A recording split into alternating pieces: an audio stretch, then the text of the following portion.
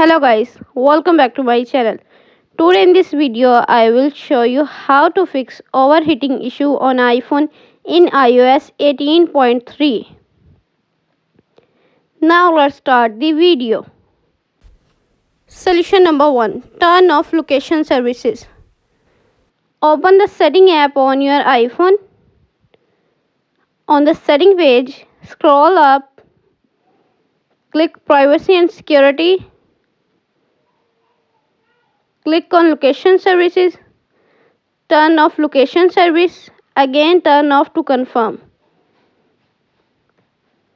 Solution number 2. Turn off background app refresh. Open the setting app on your iPhone. On the setting page, scroll up, click on general.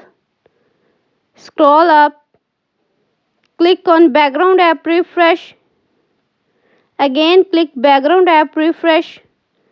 Select off. Solution number 3. Check iOS update. Open the setting app on your iPhone. On the setting page, scroll up, click on general. Click on software update. Software update is available. Tap download and install to upgrade the iOS.